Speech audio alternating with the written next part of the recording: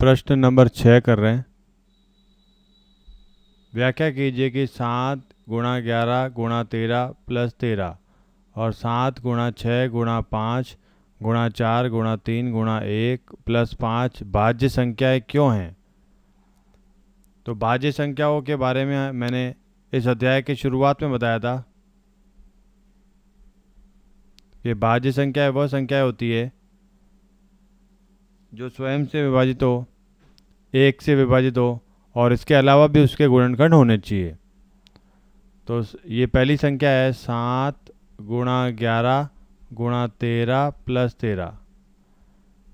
अब इसमें मुझे 13 उभयनिष्ठ गुणनखंड के रूप में दिख रहा है, तो 13 को मैं बाहर ले सकता हूँ कॉमन।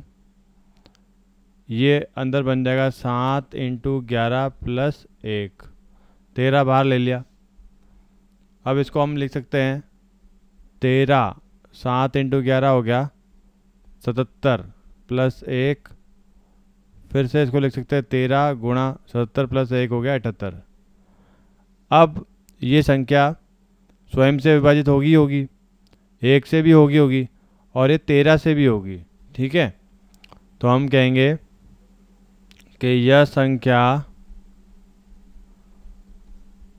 13 से विभाजित होगी, अर्थात ये भाज्य संख्या है।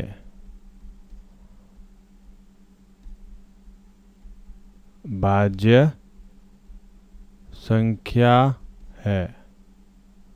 ठीक है, इसी प्रकार से दूसरी संख्या 7 6 5 4 3 2 1 और प्लस का 5। अब ये जो 5 है ये भी उभयनिष्ठ गुणनखंड, इसको बाहर ले लें तो ब्रैकेट में आ जाएगा कोष्टक में 7 6 4 3 2 1 प्लस 1 हो जाएगा। अब इस संख्या के बारे में हम क्या कहेंगे, ये एक से विभाजित होगी। कोई भी संख्या एक से विभाजित तो होती है।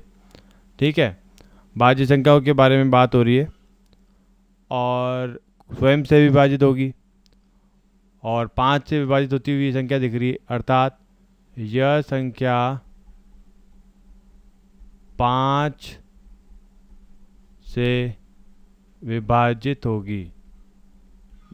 5 से विभाजित होगी तो ये भाज्य होगी, भाज्य। ठीक है, प्रश्न नंबर 7। किसी खेल के मैदान के चारों ओर एक वृत्ताकार पथ है। इस मैदान का एक चक्कर लगाने में सोनिया को 18 मिनट लगते हैं, जबकि इसी मैदान का एक चक्कर लगाने में रवि को 12 मिनट लगते हैं। मान लीजिए वे दोनों एक ही स्थान और एक ही समय पर चलना प्रारंभ करके एक ही दिशा में चलते हैं। कितने समय बाद वे पुनः प्रारंभिक स्थान पर मिलेंगे। ये कह रहा है कि सोनिया को एक वृत्ताकार पथ पे चक्कर लगाने में 18 मिनट लगते हैं। 18 मिनट सोनिया को लग रहे हैं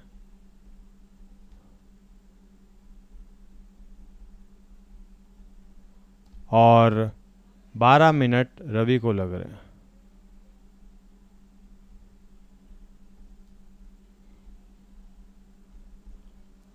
तो इस प्रश्न के कहने का तात्पर्य ये है कि ये पुनः प्रारंभिक स्थान पर कब मिलेंगे, कितने समय बाद मिलेंगे। तो इसका सीधा सा अर्थ यही है कि हमें 18 और 12 का लसप अर्थात एलसीएम निकालना है।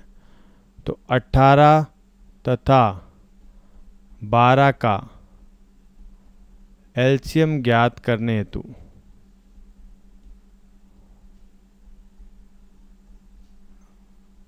एलसीएम ज्ञात करने की विधि हमें पता है। 12 और 18 को एक साथ लिख दिया और इसके अभाज्य गुणनखंड निकाल दिए।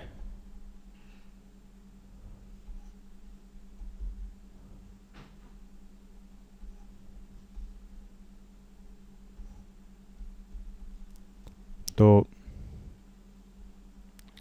एलसीएम आ गया हमारे पास 2 × 2 × 3 × 3, 2 दूनी 4 3 12 3 36। 36 मिनट बाद ये पुनः मिलेंगे। अब इस प्रश्न को एक और तरीके से हम समझ सकते हैं। एलसीएम का अर्थ मैंने बताया था, एलसीएम होता है लघुत्तम समापवर्त्य। एलसीएम का यदि अर्थ हम लिखें तो ये होता है लघुत्तम समापवर्त्य।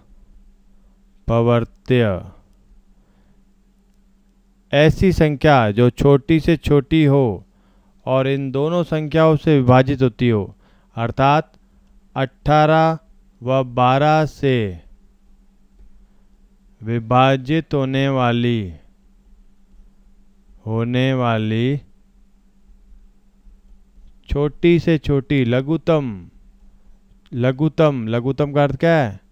छोटी से छोटी संख्या क्या होगी?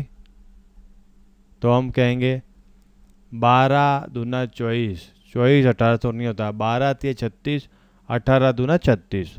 तो ये हमारा उत्तर हो गया।